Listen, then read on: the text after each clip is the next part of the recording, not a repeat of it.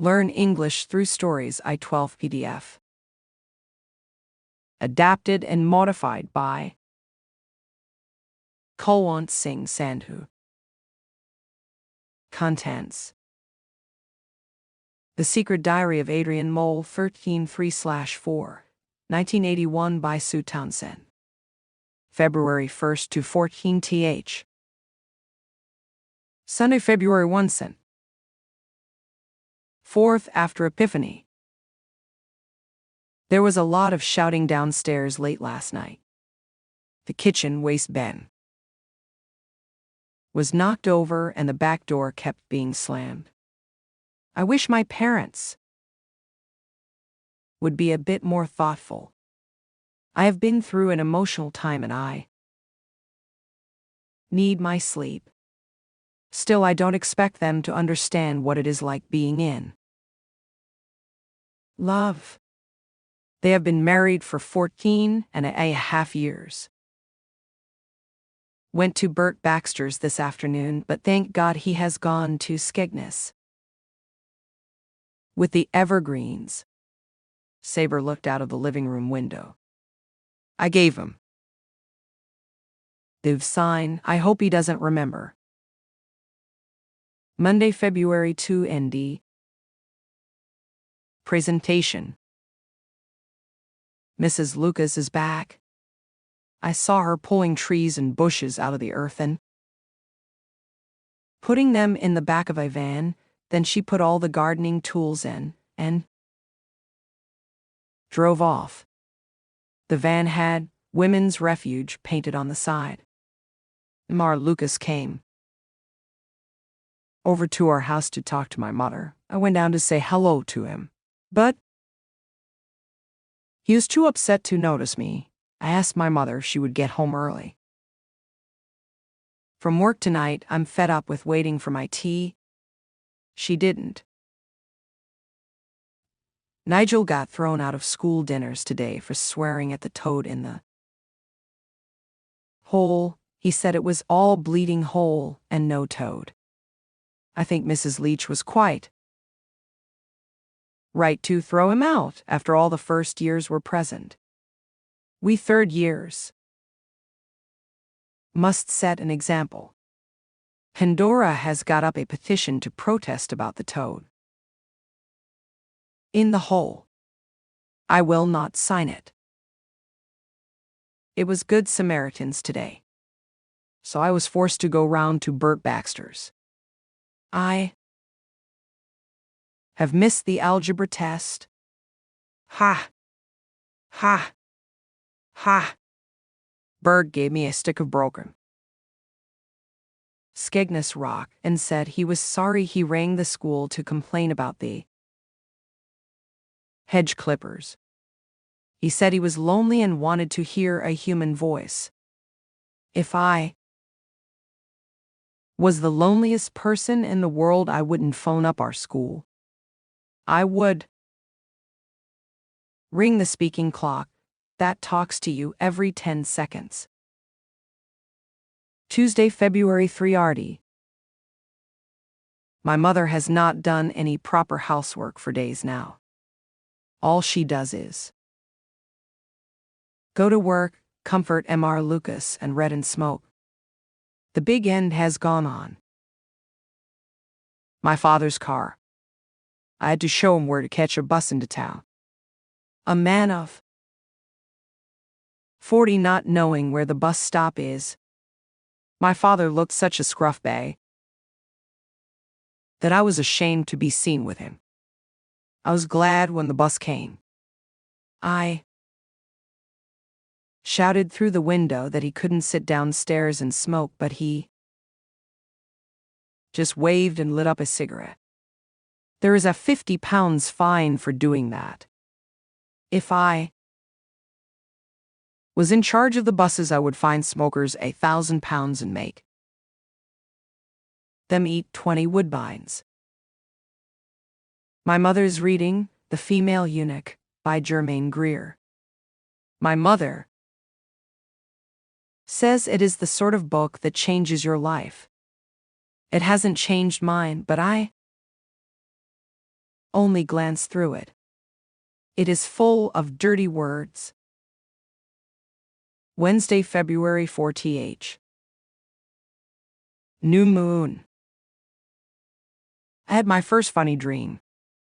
So my mother was right about the female eunuch. It has changed my life. The spot has got smaller. Thursday, February 5th. My mother has bought some of those overalls that painters and decorators wear. You can see her knickers through them. I hope she doesn't wear them in the street. She is having her ears pierced tomorrow. I think she is turning into a spendthrift. Nigel's mother is a spendthrift. They are always getting letters about having their electricity cut off and all because Nigel's mother buys a pair of high heels every week. I would like to know where the family allowance goes. By rights, it should be mine. I will ask my mother tomorrow. Friday, February 6th. The Queen's Accession, 1952. It is lousy having a working mother. She rushes in with big bags of shopping, cooks the tea, then rushes around tarting herself up. But she is still not doing any tidying up before comforting Mr. Lucas. There has been a slice of bacon between the cooker and the fridge for 3 days to my knowledge. I asked her about my family allowance today. She laughed and said she used it for buying gin and cigarettes. If the social services hear about it, she will get done. Saturday, February 7th. My mother and father have been shouting at each other nonstop for hours. It started because of the bacon down the side of the fridge and carried on into how much my father's car is costing to repair. I went up to my room and put my ABBA records on. My father had the nerve to crash my door open and ask me to turn the volume down. I did. When he got downstairs, I turned it up again. Nobody cooked any dinner, so I went to the Chinese chip shop and bought a bag of chips and a sachet of soy sauce. I sat in the bus shelter and ate them. Then walked about feeling sad. Came home. Fed dog. Read a bit of female eunuch. Felt a bit funny. Went to sleep. Sunday, February 8th. 5th after Epiphany. My father came into my bedroom this morning. He said he wanted a chat. He looked at my Kevin Keegan scrapbook, screwed the knob of my wardrobe door back on with his Swiss Army knife, and asked me about school. Then he said he was sorry about yesterday and the shouting. He said my mother and him are going through a bad patch. He asked me if I had anything to say.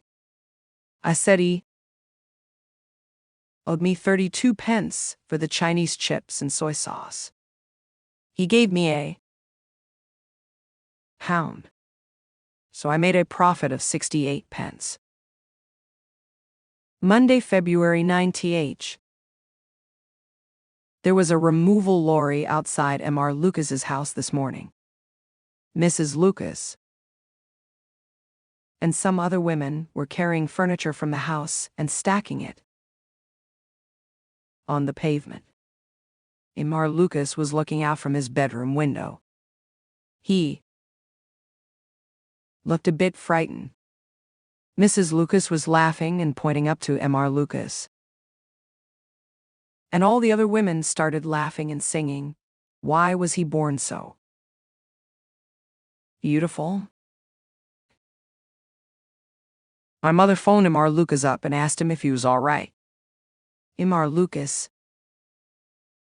said he wasn't going to work today because he had to guard the stereo and records from his wife.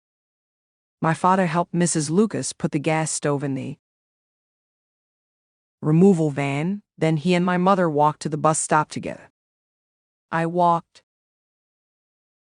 behind them because my mother was wearing long dangly earrings and my father's trouser turn-ups had come down. They started to quarrel about something, so I crossed over the road and went to school the long way round. Bert Baxter was okay today. He told me about the First World War. He said his life was saved by a Bible he always carried in his breast pocket. He showed me the Bible. It was printed in 1956. I think Bert is going a bit senile. Pandora, the memory of you is a constant torment. Tuesday, February 10th. Imar Lucas is staying with us until he gets some new furniture. My father has gone to Matlock to try to sell electric storage heaters to a big hotel. Our gas boiler has packed in. It is freezing cold. Wednesday, February 11th. First quarter. My father rang up from Matlock to say he has lost his Barclay card and can't get home tonight, so Imar Lucas and my mother were up all night trying to mend the boiler. I went down at 10 o'clock to see if I could help, but the kitchen door was jammed. Imar Lucas said he couldn't open it just at that moment because he was at a crucial stage with the boiler and my mother was helping him, and she had her hands full. Thursday, February 12th. Lincoln's birthday. I found my mother dyeing her hair in the bathroom tonight. This has come as a complete shock to me. For 13 3/4 years I have thought I had a mother with red hair. Now I find out that it is really light brown. My mother asked me not to tell my father what a state their marriage must be in. I wonder if my father knows that she wears a padded bra. She doesn't hang them on the line to dry, but I have seen them shoved down the side of the airing cupboard. I wonder what other secrets my mother has got. Friday, February 13th. It was an unlucky day for me, all right. Pandora doesn't sit next to me in geography anymore. They can't does. He kept copying my work and blowing bubble gum in my ears. I told myself, but she's scared of Betty Kent as well, so she didn't say anything to him. Pandora looked luscious today. She was wearing a split skirt which showed her legs. She has got a scab on one of her knees. She was wearing Nigel's football scarf round her wrist, but Miss Elf saw it and told her to take it off. Miss Elf is not scared of Pandora. I have sent her a Valentine's Day card. Pandora, not Miss Elf. Saturday, February 14th. Sent Valentine's Day. I only got one Valentine's Day card. It was in my mother's handwriting, so it doesn't count. My mother had a massive card delivered. It was so big that a GPO van had to bring it to the door. She went all red when she opened the